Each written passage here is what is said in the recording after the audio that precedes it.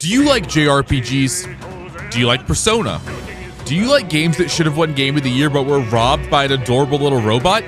Then I have the perfect game for you, Metaphor ReFantazio. Developed by Atlas, the creators of Persona, Metaphor ReFantazio gives a new spin on the Persona style and, in my opinion, absolutely nails it. This game has 44 trophies, including 32 bronze, 8 silver, 3 gold, and of course a platinum. And today, we're going to be earning them all. Here's how I got the platinum trophy in Metaphor ReFantazio. Metaphor kicks off immediately with an old man in his bed getting stabbed. Not really much of a mystery who did it though, as the game immediately shows us the killer. Turns out the old man is the king of this land and his only son has also recently died, meaning the kingdom has no king and no heir. So now all the rich and powerful people are trying to decide what to do about this situation. What hellbound soul could end a royal life? Yeah, it was that guy. Yeah, he did it. It was him. We then get one of the most banger intro songs of all time.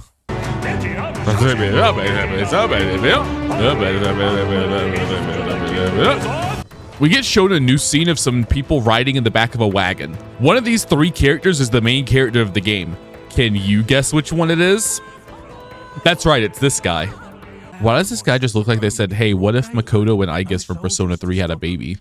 They even gave him a little headband like Makoto's headphones. The wagon then gets robbed by some bandits, but this red-haired elf-ear lady starts slashing people up and we get Sparta kicked off a cliff and end up knocked out in a desert. We get woken up by our fairy companion Gallica, who explains what's going on since our character seems to have forgotten. First, we get to the royal capital and get you enlisted as a guardsman at the army's recruitment center. This could decide the fate of the whole country. We either do our jobs or we die. Man, these army recruitment ads have gotten a little over the top. That's all the details we get for now, but we do get a taste of Gallica's magic. I can at least cast my usual spell for you. I'm sorry, her usual magic is to let me listen to music? So she's just an iPod. She's just a flying iPod. We make our way across the desert and eventually reach our destination, the capital of the kingdom, Grand Trad. We then get a flashback that provides some actual context on our mission. See, the king's son isn't actually dead. Instead, the prince is in what's basically a coma after having been afflicted with a magical curse. Only a small group of people actually know this, and we are part of that group. We were given a job to infiltrate the military in order to deliver a message to another member of our group. And what's the best way to infiltrate the military of a large kingdom? Just head over to the recruitment office and sign up. An elder? I thought your kind was long gone. Yeah, that tone may have sounded like he was being a tad bit bigoted, and that's because he was. To quickly explain the world of Metaphor, the people in this kingdom all belong to different tribes, with each tribe having unique features such as these 2 having horns, making them part of the Clamar tribe. There's also a social hierarchy amongst the tribes, with Clamars being considered the best tribe and our character's tribe, the Elda, being considered the lowest of the low. While joining the army, we also get introduced to another recruit, a boy that belongs to a noble house but has decided to join the army. Spoiler alert, that's our new best friend and his name is Stroll. We get assigned to the northern border fortress for training, which just happens to be exactly where the person we need to contact is located. What are the odds? That night, we learn about the book our character is always carrying around. It's a fantasy novel that describes a utopian society drastically different from the kingdom this game takes place in. We also get another flashback scene where we learn that we are the childhood best friend of the prince, and the prince had always dreamed of one day making his kingdom like the place in the book, which is why the book is so important to our character. The next day, the caravan heads out and we eventually reach the northern border fortress, where things are not good to say the least. This giant monster thing is going around just destroying the entire army forces. There it is. That's a human. No, it's not. No, it's not. What do you mean that's a human? My guy's a human. You might be a human. I don't know. Those horns are a little weird, but beyond that, it's pretty close. That thing is not a human. Just like what are you talking about? Anyway, the apparent human jumps away and we continue onward into the fort where we get our first fight of the game. Is that a human too? No, Stroll, it's not. It's not a human. That's an egg with feet. This is like the meme where the dude's looking at the butterfly, except it's just Stroll looking at literally any weird looking creature and going, is this a human? Press triangle to engage in squad battle alongside your allies. You can press triangle at any time, but if you swear to stun, yeah. Oh, trophy. Stunning. Stunned an enemy. Hell yeah. We quickly take down the egg and make our way through the fort, eventually reaching the top where we once again find the human and enter into a boss fight. Okay, Homo Gorlio, bring it on. Oh, we're screwed. As the human is absolutely destroying us, we decide now is probably the best time to unlock our main character hidden ability, which we do of course by reaching into our chest and ripping out our heart. And you thought Persona awakenings were intense. With our newfound power, we easily take down the human. After winning the battle, we meet the person we were sent to find, an old army veteran named Grius, which also unlocks the trophy Allies United from meeting our contact in the northern border front. With Grius found, Gallica delivers the message. Grius has a new mission, to kill Luis Guilliburn. You may remember him as the guy that stabbed the king at the start of the game. He's also the former leader of the kingdom's army. We also find out that the prince's curse is finally getting close to killing him, and that Luis didn't just kill the king, but was also the one that cast the curse that is afflicting the prince, meaning that killing Luis should lift the curse on the prince. Stroll overheard all this and decides he wants to join the fight too. Grius reluctantly agrees, and the three of us prepare for our journey back to the royal capital. At camp that night, we find an item on the ground called a gold beetle. These won't matter for a while, but we eventually will need to find and turn in 46 of these for the trophy All That Glitters. Once we fall asleep, we wake up in this strange library-like place with this game's version of Igor from Persona, a man named Moore who claims to be the author of the novel that we're carrying around in honor of the prince. Moore tells us that we are in a place called Academia, and that Moore is actually speaking directly to our mind. Obviously, this all sounds on the up and up, so we agree to form an alliance with him. Moore explains that the power we used to defeat the human earlier is a power called archetypes, a power that comes from the embodiment of kings and heroes of old and represents the power of a true hero. Moore agrees to help us nurture this power, and we unlock him as a follower, which also unlocks his associated archetype, the Seeker. This also unlocks the Shake on It trophy for obtaining our first follower. This will be the first of many, as we will have to unlock and max the rank of all 14 followers in the game for the trophy Hearts is One. Back in reality, the gang proceeds through a cave before eventually being confronted by Captain Klinger of the Royal Army, who tells us that he knew the human would be at the fort and let the soldiers die to convince the public that the humans are a major threat. Stroll then awakens to his archetype as well, and we quickly take out Klinger, earning our next follower, Stroll, and his archetype, the Warrior. We make our way further through the cave, fight a chicken man, fight a dragon, escape an exploding bridge, and eventually escape the cave, which unlocks the Out of the Fire trophy. Once again camping for the night, Grius tells us the story of the night that the prince was attacked. There was a knight there defending him. Turns out it's the same red-haired elf-ear woman from the start of the game. Unfortunately, she was overwhelmed and the prince was struck by the curse. Stroll asks Grius if he's sure it was Luis that attacked the prince, and Grius says he's sure of it and that he saw Luis in the fray, which, Grius, why are you just straight up lying? That cutscene clearly showed the person that cursed the prince was wearing a mask and a cloak. If you saw that person, you wouldn't be able to tell it was Luis at all. And if you saw Luis not dressed like that, you would know that he wasn't the one that cast the curse. Either way, Grius, your story isn't adding up. Eventually making it back to the capital, we meet Fabian and Maria, Grius' wife and daughter, who run an inn in the city. Grius tells us his plan to kill Luis during the king's funeral, which basically just boils down to, you guys distract him and I'll run in and stab him real good. Great plan, Grius. I'm sure this won't go horribly wrong. At the king's funeral the next day, Luis shows up and tries to declare himself the new king. But there's a little hitch in his plan. Suddenly, the royal palace floats into the air and reveals a face on the bottom. The king's voice echoes out and declares that he is using the last of his magic powers to declare a contest for the throne. 4 months from now, whoever has the most support amongst the people of the kingdom shall become the rightful king and gain the power of the king's magic. Basically, the king used the last of his magic to turn the monarchy into a democracy. Kinda based, honestly. Grius decides to take this moment to launch his attack on Luis, and oh no, the plan went horribly wrong. Who could have seen this coming? As part of the contest to become king, it's revealed that the king's magic will also protect anyone that is considered a top candidate for the throne. Since Luis is one of the most popular options, Grius was suspended by chains when he tried to assassinate him, allowing Luis to easily kill him. Bye, Grius. Once the crowd disperses, a man appears that is a supporter of Luis, who summons a bunch of skeleton soldiers and says that Luis has sent him to run an errand in the Grand Cathedral. After defeating the skeletons, the red-haired lady introduces herself to us as Hulkenberg, a royal knight that previously was in charge of protecting the prince. We decide to team up together to go deal with whatever Luis's follower is doing in the cathedral. Upon entering the cathedral, the group is immediately in for a shock. Luis's follower Zorba has the power to resurrect corpses, and they are being greeted by the corpse of Grius, who tries to kill Hulkenberg. We save her and tell her that the prince is still alive and that she has not failed her duty to protect him yet. This causes Hulkenberg to awaken to her archetype, the Knight.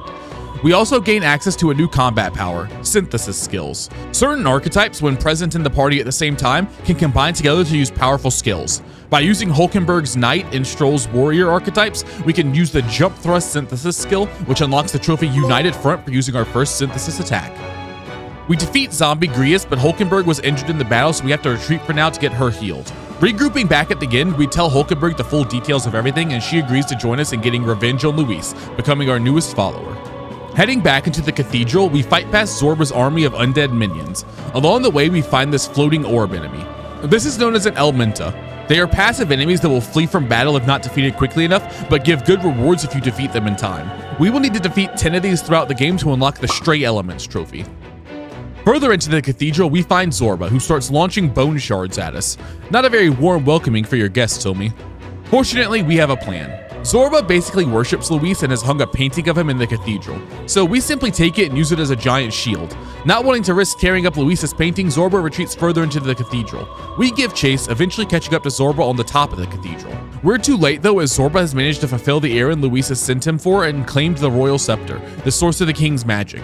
King Rockius V up there isn't having any of that though, and snatches the scepter from Zorba faster than a fat kid snatching the last piece of turkey at Thanksgiving dinner. With that, we're thrown into a battle with Zorba. Being a necromancer, Zorba repeatedly summons corpses to fight by his side. These corpses are pretty weak though, so we're able to stop them from getting out of hand while slowly whittling Zorba's health down. Eventually, we finish off the necromancer, winning the fight. As a result of the fight, Stroll's warrior archetype reaches maximum level for this form, which unlocks the Archetype Adept trophy for mastering our first archetype. Defeated, Zorba explains why he supports Luis. The more important and higher social standing tribes look down on the quote-unquote lesser tribes, and Luis promises a world where people are judged based on their individual worth, not by the tribe they were born in. Which, you know, pretty based pro-diversity take there, Luis, but you did kill an old man that allowed the current system of systematic oppression to be fostered and thrive, so... Wait, why is Luis the bad guy of this story? Zorba then throws himself off the roof of the cathedral, but with one final act, he uses his powers to resurrect the corpse of a human that was brought to the capital by Luis. The group races outside the cathedral to take down the monster before it can destroy the city. The main gimmick of this fight is that the human has a giant egg body, but to actually take it out, you have to hit the heart that's located on its head. You know, just like where a human's heart is. The problem is that the heart is out of reach of any non-ranged attacks. If we destroy the egg body though, the head will temporarily crash down to the ground, allowing everyone to hit it. This fight was honestly way easier than the Zorba fight we just had, and we take out the monster without any real struggle at all. With the human defeated, the group assesses the situation. Unsure of how to actually go about stopping Luis with the king's magic protecting him, they vow to keep training as they try to find a way and head back to the inn for now, unlocking the Calamity Averted trophy for clearing the royal cathedral and stopping Zorba's plan. We find out that Sanctifex Forden, the leader of the Sanctus Church, the official religion of the kingdom, plans on making an announcement about everything that's going on. But that's still a bit away, so we have some time to kill. While we wait, we end up earning a few trophies. While shopping, we purchase an item that's on sale, which unlocks the Shrewd Shopper trophy. We also take an item to the local church where we can get it purified to become stronger, which unlocks the Blessed Power trophy. Our last task before the big announcement is to go out into the desert and slay a monster that someone has placed a bounty on. After we take down the big bad beastie, we head back to the army office, turn in the bounty, and unlock the Monster Hunter trophy for slaying our first bounty target. The day of the announcement has finally arrived. Batlin, the church crier, lets everyone know that the church has officially recognized everything going on as the will of the late king and agrees to the terms of the contest for a new king. To help facilitate this, the church will be hosting a tournament for the throne where aspiring candidates will be given tasks to complete throughout the kingdom. The first task is to slay the biggest monster you can find and bring its head to the capital of the Oceania region. Back at the inn, the group has developed a theory that Luis has written a copy of the spell and that if they can find it, they can figure out how to reverse the spell and save the prince. To do this, they decide to have our character enter the tournament for the throne. Not to win, but to try to win Luis's favor and enter into his ranks, getting closer to him. Stroll heads with us to register for the tournament and acquire a bounty, while Hulkenberg tries to track down a carriage for us. We run into a bit of a problem on our end. With so many people wanting to compete in the tournament, all the bounties for monsters are gone. So Stroll comes up with an idea. Since this game's called Metaphor, what if we take down a metaphorical monster? In this case, a villainous kidnapper named Heisme. Coincidentally, the man that posted the bounty for Heisme is still nearby and notices us taking it. He introduces himself as Barden, captain of the guard in the town of Martira. He explains that Heisme has been kidnapping children in the town, but has managed to evade capture from the guard by living in the desert in an area infested with monsters. We tell him we'll help him out and head back to the inn to prepare for the next day, the opening ceremony of the tournament. The ceremony opens with a song from the kingdom's most popular singer, Lady Juna, before we're introduced to some of the main candidates. From the Sanctus Church, we have Sanctifex Forden and his right-hand man, Godot. There's also one of Luis's men, Gladel, although Luis himself has not entered the competition. Then there's a bunch of people that aren't really that important, but are just here to make the ceremony not seem weird with almost no candidates being announced. And with the ceremony almost ending, our gauntlet runner makes its grand arrival by crashing into the center of everything. With the tournament underway, we begin to head to Martira to capture Heisme. We are formally introduced to the pilot of our gauntlet runner, the former machinist for the royal family, Nuris. Along the road, we run into Godot and Gladel having a battle. The group decides this is a great chance to win Luis's favor and make a choice to help Gladel. After a quick battle with Godot, we get our thanks from Gladel. What are you playing at? You think I owe you now or something? I would have been fine without your meddling. Or, you know, something kind of like thanks.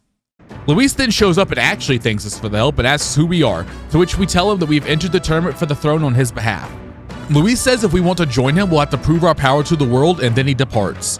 We continue on our journey, eventually reaching Martira and finding Barden and his lieutenant waiting for us. They take us to the castle where we meet Lady Joanna, a sanctoress for the church and ruler of Martira.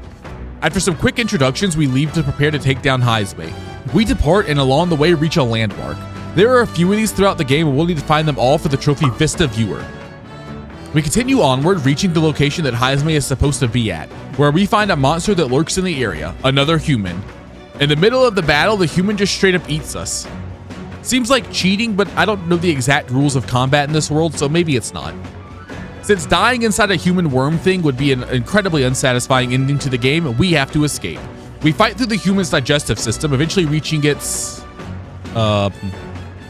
backside and being evacuated.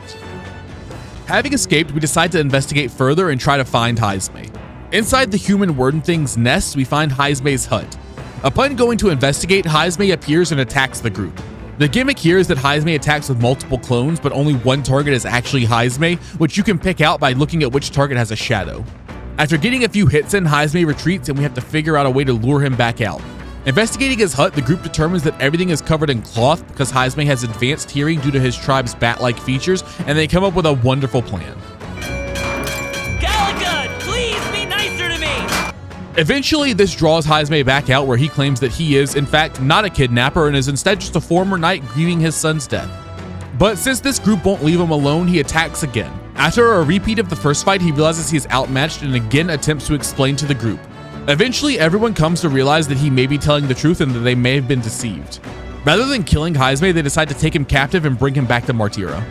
The group decides to pretend to turn Heisme in, and they immediately see what's going on when the guard Lieutenant Morris gives away that he has info about the kidnappings that he otherwise shouldn't have. Lady Joanna shows up and Heisme hears something and immediately escapes. We later find him in Barden, and Heisme explains that the moment Lady Joanna walked out of the room, he heard a child scream in the distance. The group determines the most likely place that the kidnapping victims would be located is the old tunnels beneath the castle and decide to investigate there. Once there, surprise, surprise, we find Morris and a few other guards with some kidnapped children who Morris has been kidnapping for money. Confronting Morris causes Heisme to awaken to his archetype, the thief. Morris retreats as we fight off these demon dog things that he summons against us, and by the time we finish him off, he's long gone, but we are able to rescue the children he'd kidnapped. With his name cleared, Heisme decides to join the group and becomes our newest follower.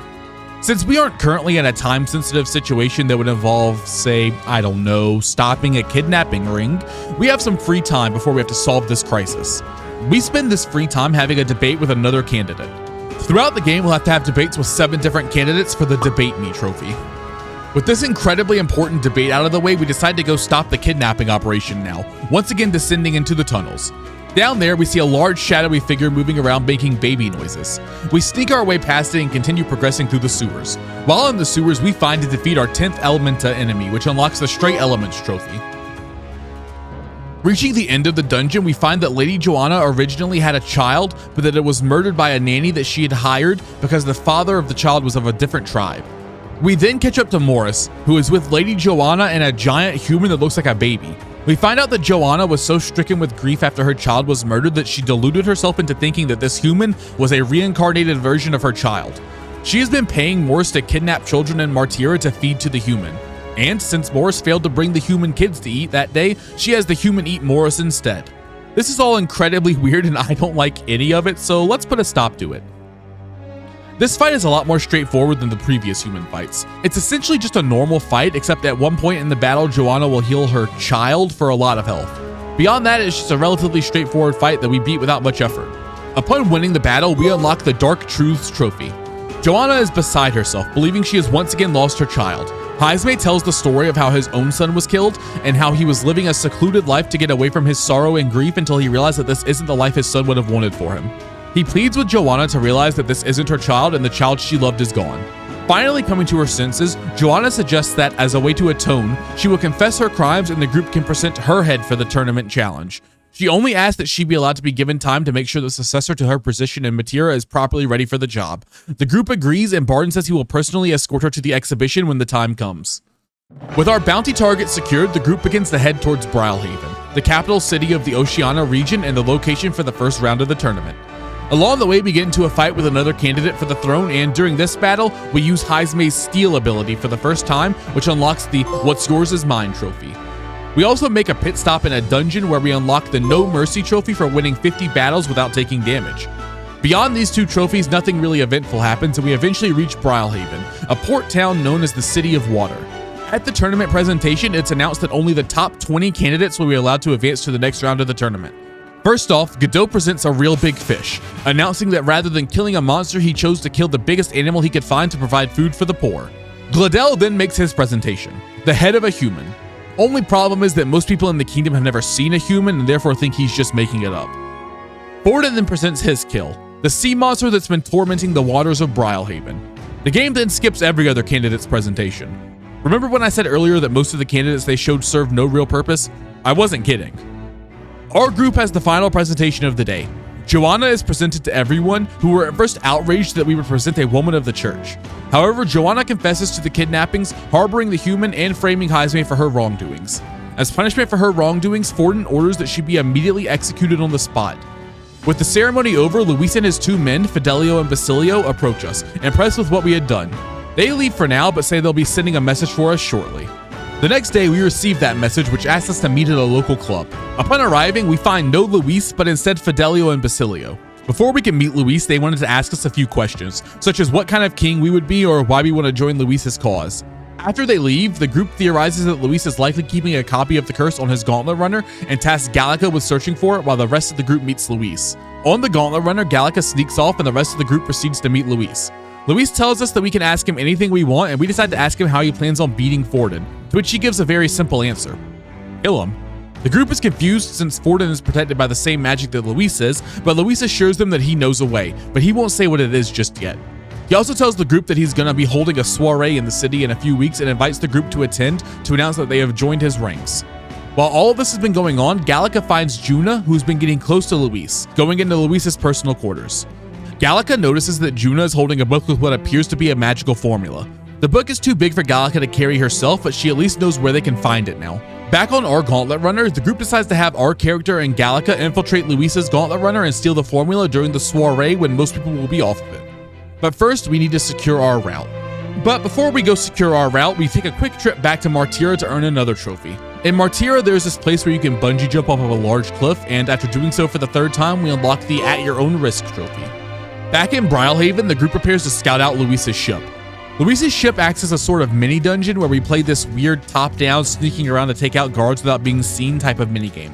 This happens a few times, with each section having a pretty simple mini-boss fight at the end of it.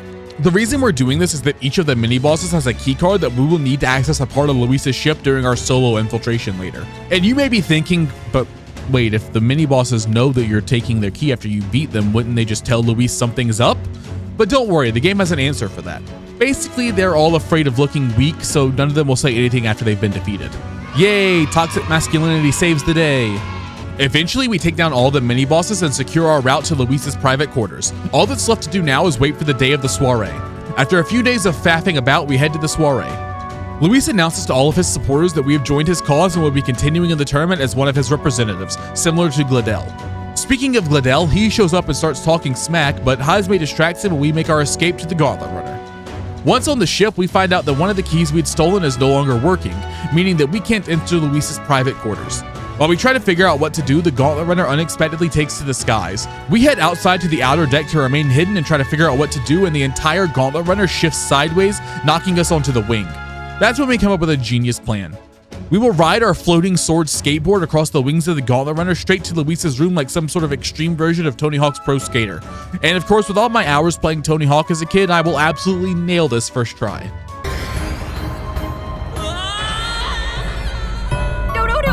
We shred our way to Luis's quarters and find that Luis has a copy of the same book that we got from the prince. We also find a hidden box of magic formulas, but before we can find out which one we need, Juna shows up and confronts us. Things then get a little intimate, and Juna agrees to not say anything to Luis as long as we don't tell him that she's there either. Gallica tells Juna her name, and it seems to mean something to Juna, but before she can explain further, Gladel shows up outside the door to Luis's room. Having overheard everything, he leaves to tell Luis, and Juna goes after him. We follow shortly after and find Gladel holding Juna at sword point. The issue here is that since Gladel is considered a top candidate for the throne, we can't fight back or the king's magic will stop us. Or, you know, that would be the case, except apparently it isn't, as Juna is allowed to absolutely wallop him right in the face with a slap. Realizing that we can fight Gladel, Juna awakens to her archetype, the Masked Dancer. We beat up Gladel and he begs us to spare his life, but then he tries to sneak attack us but is stopped by the king's magic, which unlocks the trophy on Knife's Edge.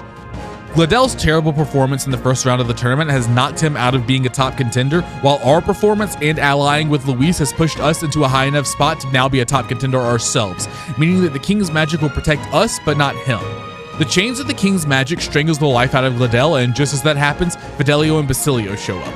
The brothers aren't fully convinced of our story, but decide to believe it for now and take us to Luis to tell him the story. Luis believes our story well enough and tells us to wait to see the next tournament task before he tells us our new orders. Juna also asks if, since Gladel was previously her chauffeur around the country, she could travel with us now, which Luis agrees to. Back on our Gauntlet Runner, Juna explains everything to us. She is secretly part of the same organization that Grius was a part of that was trying to save the prince. Grius was in charge of trying to kill Luis, and Juna was in charge of trying to find the formula to the curse. Once she heard the name Gallica, she realized that we were working towards the same goal, which is why she decided to join our efforts. And while we now have a copy of the curse, there's one problem. None of them know what to do with it. They decide to take it to Saint Rella, a member of the Sanctus Church that is widely renowned for being one of, if not the best magic users in the kingdom. She also just happens to be Juna's sister. The group shows the curse to Rella and explain what it is, asking her if she can tell them how to reverse the curse. Bad news, she can't. The information written down about the curse isn't enough to reverse it, which means the only option to save the prince is now taking down Luis. Shortly after, it's announced that the next task for the tournament will be hunting down a divine relic and bringing it to Altabury, the official city of the faith. To explain what that means briefly, while Sanctism is the official religion of the kingdom, there is one tribe, the Mustari, that practice a different religion. The divine relics are artifacts important to that religion, and the Sanctus Church has decided to use the tournament as a way to take some of these relics for themselves. After the announcement, the group meets up with Luis and he gives us our next task. He wants us to obtain a specific divine relic, a lance known as Dracadios. The group prepares to depart the city and run into another candidate for the throne, a Mustari man named Adeni. He tells them that Dracadios can be found on the Mustari homeland island, Virgo Island. He also warns them that the Mustari would make sure to stop them from taking it if they tried. There's also the problem with the Virgo Islands being, well, islands. Can't exactly run to it in our Gauntlet Runner. Well, worry not, because Nurus has been busy making improvements and the Gauntlet Runner can sail now. How convenient, especially since Nurus had no idea before now that we'd have to go to an island.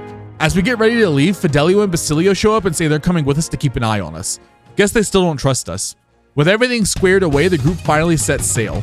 During the journey, the Gauntlet Runner, Gauntlet Sailor, Gauntlet Amphibious All-Terrain Vehicle, the Gauntlet whatever it is now gets attacked by a sea monster.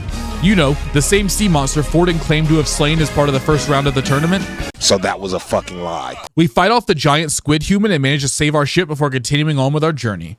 We reach the island and immediately our character starts doing his best Randy Orton impression and hearing voices in his head. Probably not good.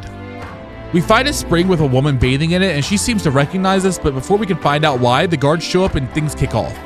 Fidelio and Basilio sneak away, but the rest of the group gets captured and thrown into prison, where they also randomly find Batlin, the church crier, who had been following the group out of interest in what they were doing.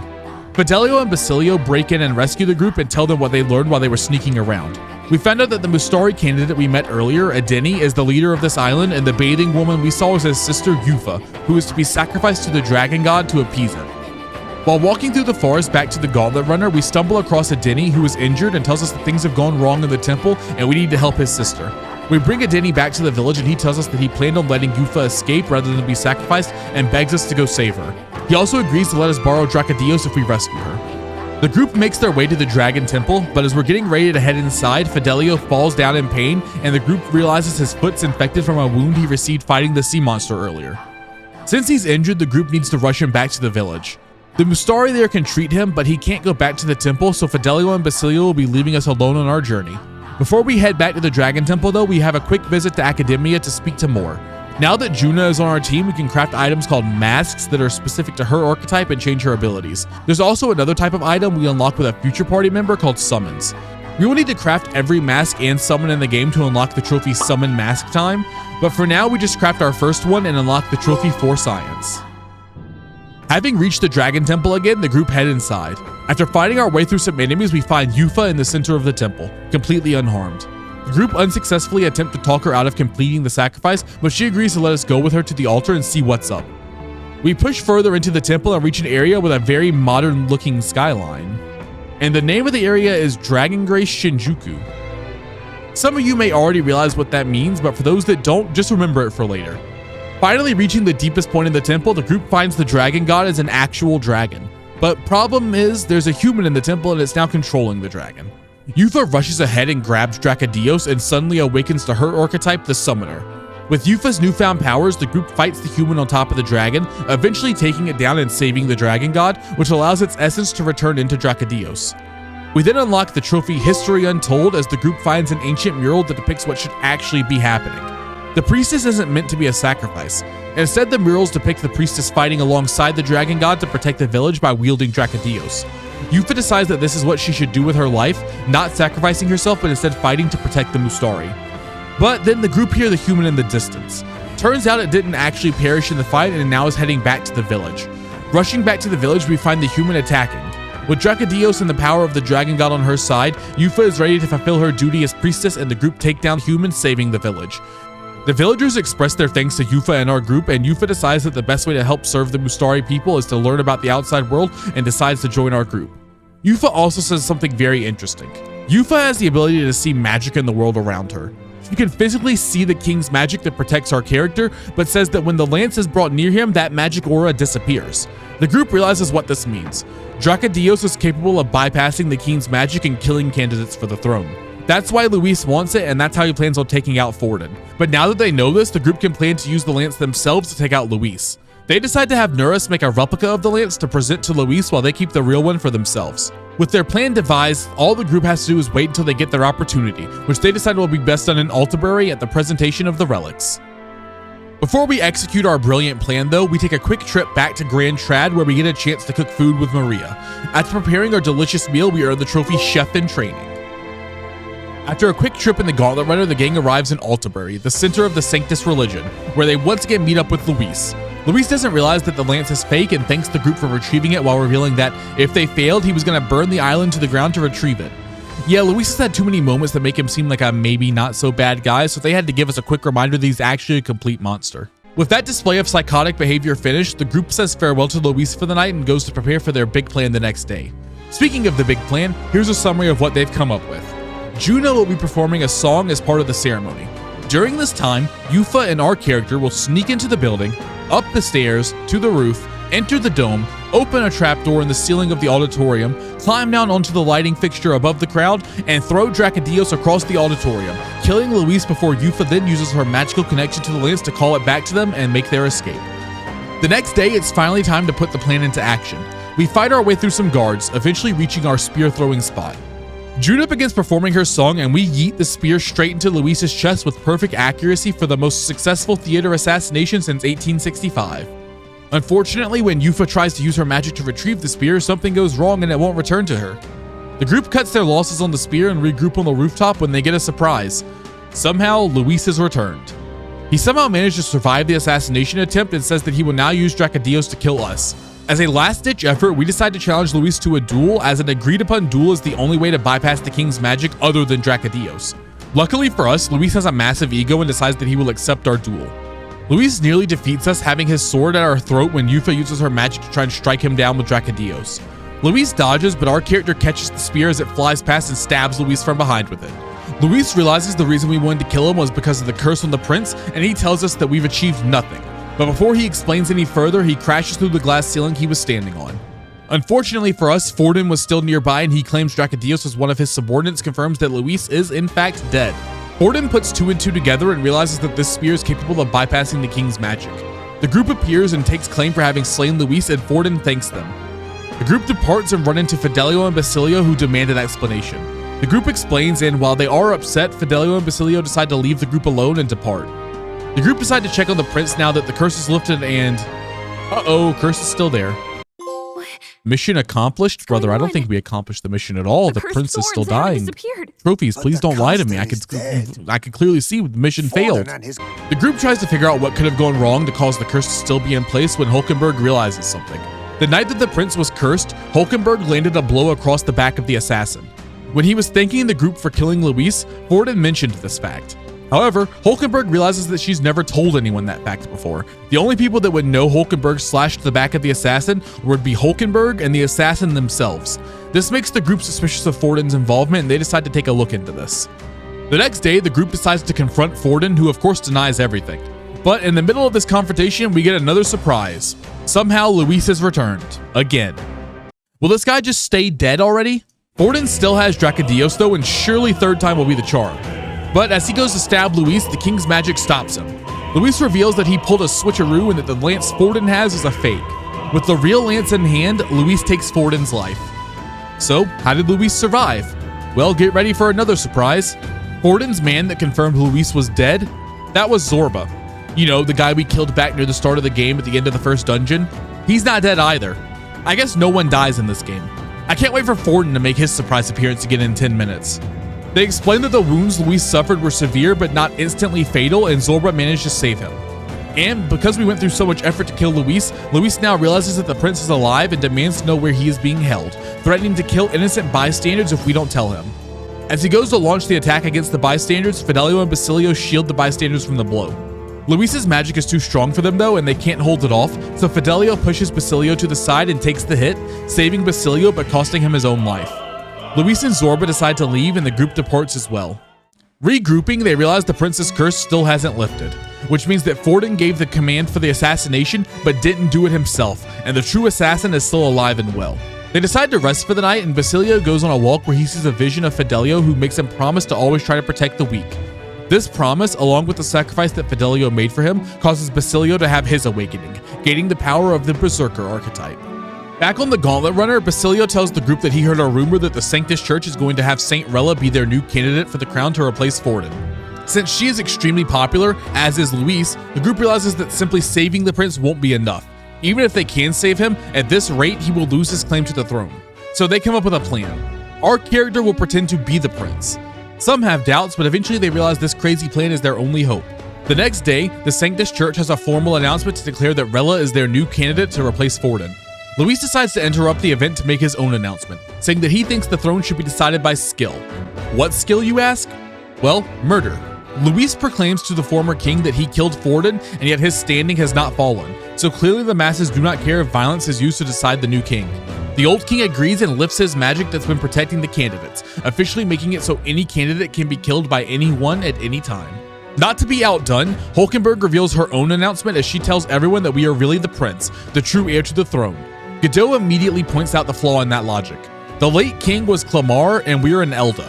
Rella backs up our claim though, revealing that when she'd been brought to try to treat the prince, they told her that the prince's mother was an Elden woman and that the prince himself looked like an Elda.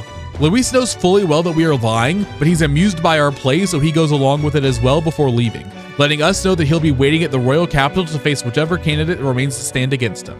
Godot is outraged that Rella was chosen to represent the church instead of him and attempts to attack her, but she stops him with, "Wait, that magic looks familiar." Rella then casts a spell on the crowd, lifting them of their worries and anxieties before revealing the truth to us. She knows that we are lying about being the prince because she is the one that cast the curse on the prince, meaning she knows it has not yet been lifted. She tells us to meet her at a place that represents the failures of the Sanctus Church before teleporting away.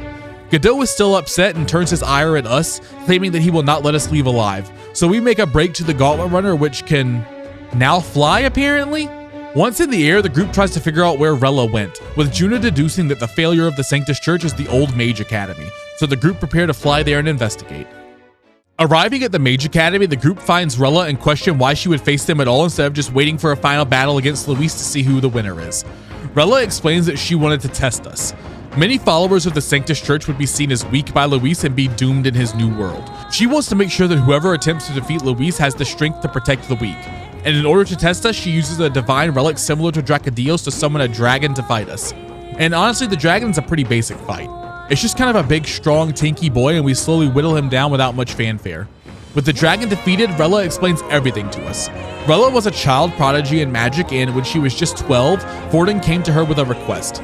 You see, Forden's a racist and hates the Elda, and didn't want to see an Elda king should the prince take over.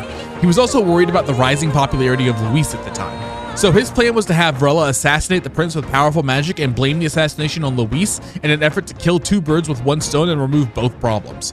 In order to make Rella go along with the plan, he made threats toward her family and specifically Juna. She also reveals that during the investigation of Luis, they had her read the flow of his magic, which allowed her to see his vision of the world.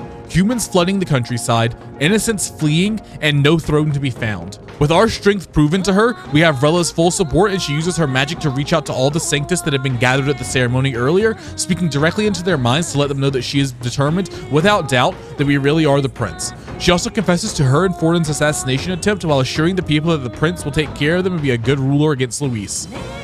With her announcement done, Rella says goodbye to Juna and ends her life by freezing herself into a block of ice. With Rella dead, the prince's curse is finally lifted and he awakens. With news of Rella's death having been broadcast to a large part of the country, Luis is aware and makes a statement that he challenges us as the only two viable candidates left to a duel in the capital. Before we depart from Altaberry though, we have one more order of business to attend to. We participate in our final debate and upon winning, we unlock the Debate Me trophy for winning all debates. The group arrives to the capital and receive a standing ovation from a massive crowd of supporters now that they believe we are the prince. We make our way to the inn to rest for the night before our big battle with Luis. The next day, the battle is finally here to determine who will be the last standing candidate for the throne. At first, the battle goes fairly normally, but, and this may surprise you based on his previous methods of being a normal, upstanding guy that plays by the rules, Luis has a trick up his sleeve. Luis stops the battle and proclaims that the Elda are remnants of humankind, and as an Elda, we are no different than the humans that have been plaguing the country, with our appearance only being a deception. Luis then uses his magic to corrupt our Magla, which turns us into a giant purple glowy thing that honestly looks nothing like a human at all, so I'm not really sure how anyone thought this was similar to being a human and not just some magic spell, but hey, people are apparently morons. Inside our mind, we have a vision of the prince that speaks to us before we suddenly wake up normal again. Yufa used her powers to revert what Luis had done to us, but we are drastically weakened and the public now thinks that we are a human, leaving Luis as the only real candidate for the throne left. Luis also reveals that he knows about the prince and the group realizes that this was all a distraction. They race back to the Gauntlet Runner and head towards the Elda village to try to stop whatever Luis was planning. Arriving at the village, the group finds an old Yajif that explains that the village has been attacked by someone representing Count Luis and that the prince was killed trying to protect people. Further into the village, they find the prince's body and an old lady that's the chiefess of the Elda village. The old lady explains that the prince's mother was the previous chiefess and the queen of the Elda people. Suddenly, we hear a voice. The voice explains to us that while the curse caused the prince's body to enter a coma, his soul remained alive. So the person the voice belongs to extracted the prince's soul from his body and gave it a new form so that the prince's soul would be able to explore the lands. That's right. This entire time, we were the soul of the prince. We aren't a real person at all. We are the prince's soul given a body made of pure magic. With this revelation, we get this sick Digimon fusion scene where we combine with the prince and now have blue eyes and white hair. Once the rest of the group is updated on everything going on, we explore the Elda village more, learning the truth about the Elda people and the history of the world. What Luis had said about the Elda being humans is true. Well, kind of. The actual reality is that all tribes of the world are descendants of humankind, with each tribe having evolved in different ways. The old lady explains that in the past, there was a great war that nearly destroyed the world but led to the discovery of magic. This is why the area in the Dragon Temple was called Shinjuku. Shinjuku, for those that don't know, is part of Tokyo. The world of Metaphor is actually set in the distant future from our real world, where the humans of today nearly destroyed the world in a war, and the resulting changes of that war have led to the world of Metaphor. Furthermore, the humans as we know them in Metaphor, the giant weird monsters, are simply the results of corrupted Magla. With all of this knowledge, we awaken to our true archetype form, the Prince archetype, which unlocks the trophy His Majesty for us. Before we can learn any more information, the Yuji from before tells us that he spotted the prince's assassin fleeing the area, and we chase after him, catching up to him and discovering that the assassin was Zorba, who then summons a human. With our new prince archetype, the human stands no chance and we quickly slice him up. Sadly though, by the time we've taken the human down, Zorba has escaped. With nothing left to do in the Elda village, the group decides to head back to the capital. While they're on their way, Luis receives word that the prince is alive and decides to fly up to the royal palace and seize the royal scepter for his own purposes, also revealing that he was faking being a Clamar and is actually an Elda himself. Arriving back in the capital, the group is met by a not-so-polite crowd.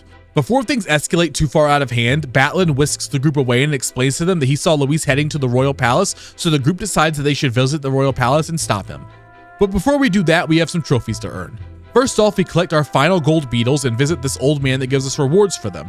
Upon giving him our 46th gold beetle, we unlock the trophy All That Glitters. Next up, we travel to the town of Malva, which unlocks the trophy Globetrotter for visiting all towns in the game. And while we continue our travels, we do a little bit of reading as a treat and unlock the Bookworm trophy for finishing every book in the game.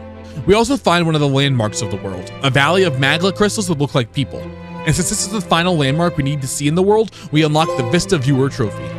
We spend some time fighting in a dungeon and use a synthesis skill, which unlocks the trophy Teamwork Makes the Dream Work for using our 50th unique synthesis skill.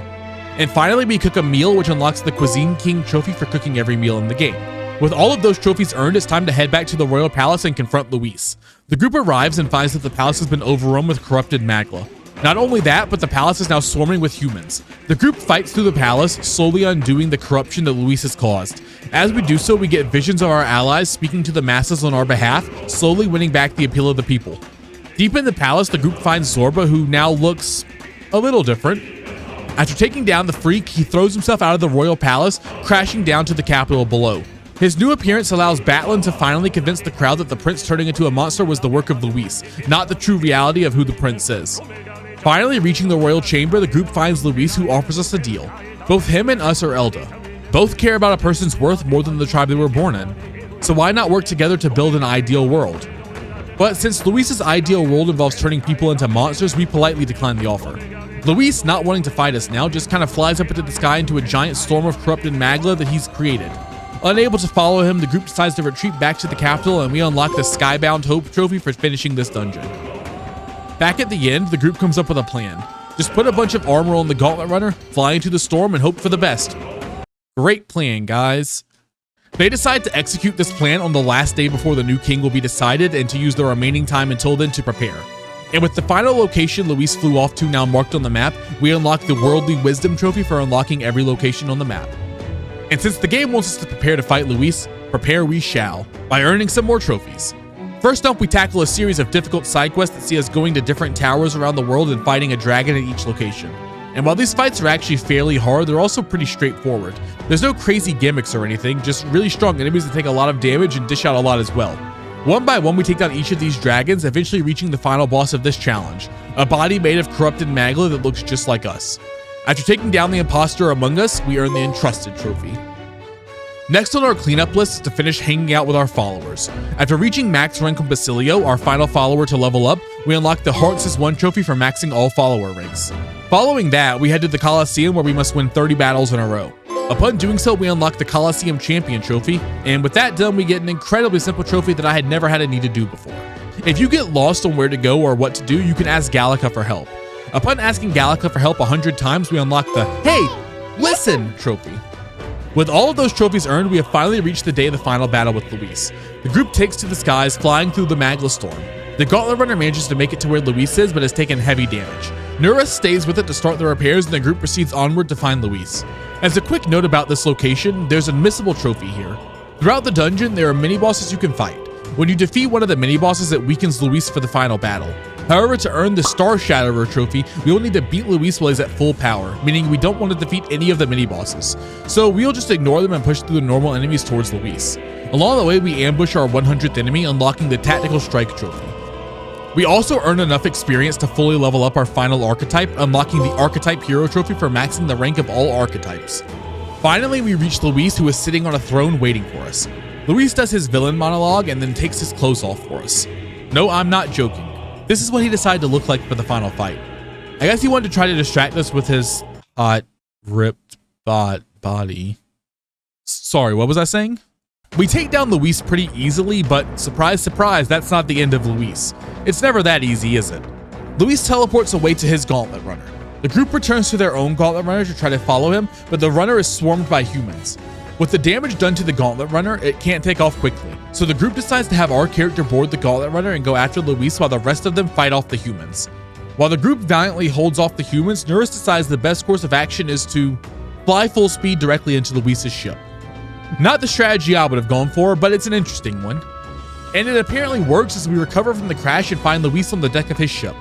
Luis takes his clothes off again and uses the same magic he previously used to turn us into a monster. So we do the only logical thing we could do in this situation. Rip out our heart and destroy it? Again, not the strategy I would have gone for, but we pass out and wake up in Academia speaking to Moore. Moore explains that we would have died if not for him, as he saved us by managing to summon us to Academia. Moore reveals that he has finally figured out the secrets to Academia. Originally, he thought it was a place in the world that he was trapped and he was able to reach out to us via magic. But Moore now realizes that Academia, and by extension Moore, exist only in the pages of our novel. He then tears down the walls of Academia to reveal the world of the novel he created, which is just Tokyo. Okay, Atlas, how much did the Japanese government pay you to use Tokyo as your setting for an ideal utopia? Moore offers to let us live forever with him in this utopia, safe from the horrors of our world.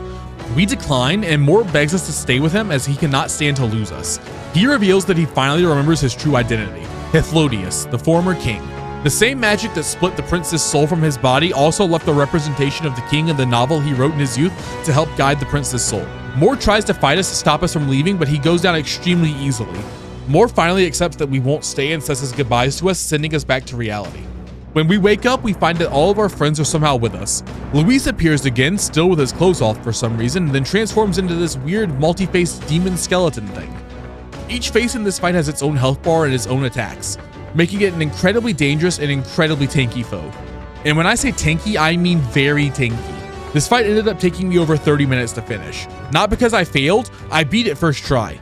This guy is just that tanky and takes that long to whittle down. But eventually we do so, taking down Luis for, hopefully, the final time and earning the Star Shatterer trophy. With Luis defeated, the darkness of the corrupted Magla he had caused fades away and the group realizes dawn has arrived, meaning it is now officially the day the new king will be crowned.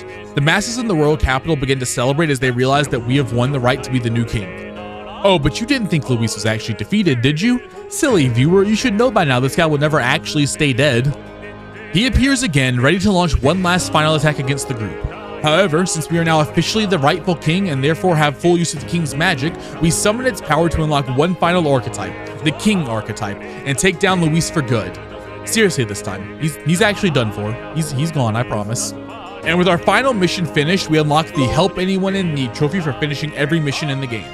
Back in Academia, Moore transforms into the form of the late king, happy that his son has been chosen by the people to be their new king. And the mysterious voice we previously heard speaks to the late king, revealing that it was the prince's mother all along, who, when she was near dead, used the same magic she used to separate the prince's soul from his body on herself, separating her soul from her body to hopefully be able to help her son in the future. The two parents express their pride for their son and finally are able to rest in peace. Back in the capital, it's officially announced that the prince has won the competition and will be the new king. The game then flashes forward to the coronation where the prince addresses the nation before being crowned by all of his friends.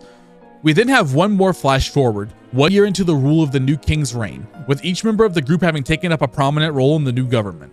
The world has been relatively peaceful and the people are happy. Everything is going great. However, the new king doesn't want to simply live in the palace. He wants to be out among his people, finding the best way he can to help them. So the group once again gets in the gauntlet run and prepares to explore the world, trying to help as many people as they can. And with that, we have officially beaten the game, unlocking the trophy Coronation of the King for doing so. However, we aren't done with our platinum journey as there's still a few more trophies we need to clean up, as well as a trophy that can only be earned in New Game Plus. In New Game Plus, there's a book in Academia called the Book of the Apocalypse. Inside this book is the secret boss of the game, by far the hardest fight. Technically, we can fight this guy right away at the start of New Game Plus, but since our level is reset, we would get absolutely destroyed. So we need to play through a large portion of the game again to level up. Along the way, we can clean up a few of the trophies we have remaining. First off, we make use of the Merchant archetype. This archetype has a special mechanic where certain attacks cost money instead of mana. After spending 100,000 gold to launch attacks using this archetype, we unlock the Money is Power trophy. Next up, we craft the final special summon that we were missing, finishing up all masks and summons and unlocking the Summon Mask Time trophy. And our last random trophy is maybe the dumbest trophy in the game. I seriously don't know why this was made into a trophy at all. When you're traveling in towns, you can ride on your magical floating sword like a hoverboard. This trophy is for traveling a significant distance by doing so. No specific amount, just the vague, significant distance. And that distance must be very significant, as before I went to fight the secret boss, having done everything else in the game, I had to spin in a circle for nearly an hour to get this trophy to unlock. But eventually it did, and we unlocked the Sword Surfer trophy. With that done, all that's left is the secret final boss, the red scale dragon, the hardest fight in the game. Or it would be if it was available on the first playthrough, but the fact that we can only fight it in New Game Plus makes it extremely easy. See, the way combat in Metaphor works is that instead of having 1 turn per character, you get 1 turn icon per character. There's a food you can craft, the Sublime Spoonful, that gives you an extra 4 turn icons when consumed. In a normal playthrough, you wouldn't be gathering the materials needed to craft multiple of this item since you'll be busy doing other things, but since I didn't need to do any social links or stat raising during New Game Plus, I was able to just focus all my free time on gathering the necessary items to make as many Sublime Spoonfuls as possible. This means that I can give myself dozens of attacks without the red scale dragon ever being able to attack me back. With this strategy, the dragon never stands a chance as we manage to take it down without it ever landing a hit on us. Let's go, baby, closing the book. And give me my platinum. The Traveler, that's the plat. GG, what an absolutely great game. This absolutely should have been game of the year. What an absolutely amazing game.